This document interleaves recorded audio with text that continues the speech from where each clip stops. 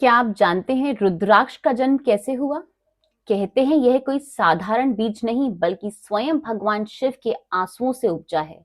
मां सती के त्याग, शिव के विरह और करुणा से जन्मी यह दिव्य कथा बताती है भक्ति तब पूर्ण होती है जब प्रेम त्याग में बदल जाए।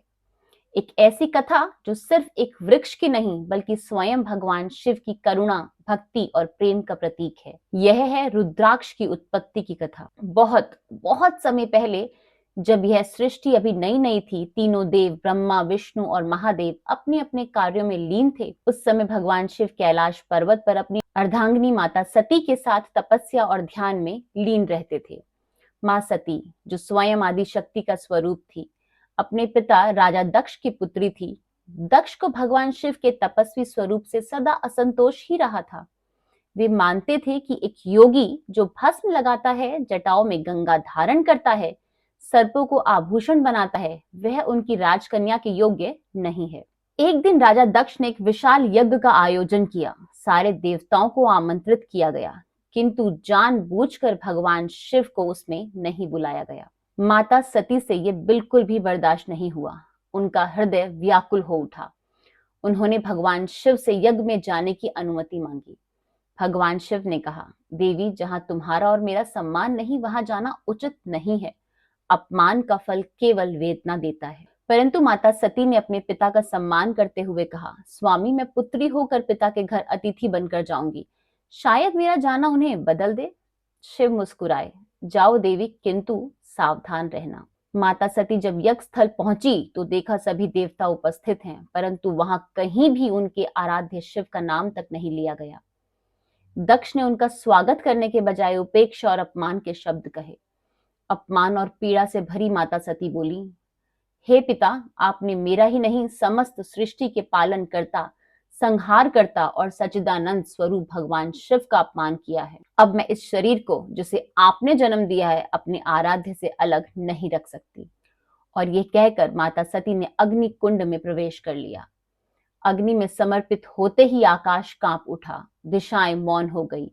और जब यह समाचार भगवान शिव तक पहुंचा तो उनकी आंखों से अश्रुधारा बह निकली। वो अश्रु साधारण नहीं थे, वे तप, विरह और करुणा के अश्रु थे। शिव की जटाओं से गिरते हुए वे आंसू धरती पर गिरे और हर एक आंसू की बूंद से अंकुरित हुआ एक वृक्ष। वही वृक्ष जिसे हम आज रुद्राक्ष वृक्ष के नाम से जानते हैं। रुद्र अर्थात शिव और अक्ष अर्थात आंसू, अर्थात शिव के आंसू से जन्मा रुद्राक्ष। इन बीजों को धारण करने का अर्थ है स्वयं शिव की ऊर्जा को अपने समीप रखना। जब शिव ने सती के शरीर को अपने कंधे पर उठाया और तांडव किया, तब तक धरती पर रुद्राक्ष के वृक्ष फैलते रहे। प्रत्येक आंसू जहां गिरा वहां एक रुद्राक्ष अंकुरित हुआ।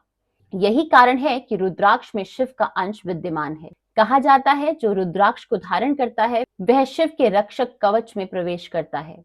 उसके भीतर क्रोध, मोह, भय और दुख टिक नहीं पाते। शिव ने कहा था, हे पार्वती, जो कोई श्रद्धा से रुद्राक्ष का धारण करेगा वह मेरे साक्षात दर्शन का अधिकारी बनेगा। तभी से रुद्राक्ष केवल एक माला नहीं, वह बन गया शिव की कृपा का प्रतीक। कथा बताती है कि रुद्राक्ष का प्रत्येक मुख एक विशेष देवता और ग्रह की शक्ति को धारण करता है। एक मुखी रुद्राक्ष शिव स्वरूप है, पंचमुखी पंचदेव स्वरूप और 14 मुखी स्वयं महाकाल का प्रतीक। हे श्रद्धालु श्रोताओं, जब भी तुम रुद्राक्ष की माला अपने गले में धारण करते हो, याद रखना, तुम केवल मोतियों की माला नहीं पहन रहे हो। तुम धारण कर रहे हो वह दिव्य ऊर्जा, वह त्याग, वह करुणा और वह प्रेम जो शिव की आंखों से अश्रु बनकर निकला था। रुद्राक्ष हमें यह सिखाता है कि सच्ची भक्ति आडंबर में नहीं बल्कि आत्मसमर्पण में है। शिव के आंसू, सती के त्याग और प्रेम के उस बंधन से जन्मा यह रुद्राक्ष आज भी सच्चे साधक को वही शिव तत्व प्रदान करता है। जय महादेव। आज की वीडियो अगर आपको अच्छी लगी है और आपको इससे कुछ भी शिक्षा मिली है तो हमारी इस वीडियो को लाइक, शेयर एंड कमेंट जरूर कीजिएगा। और ऐसे ही और वीडियोस के लिए हमारे channel mystery and mind with Chitra को सब्सक्राइब करना मत भूलिएगा।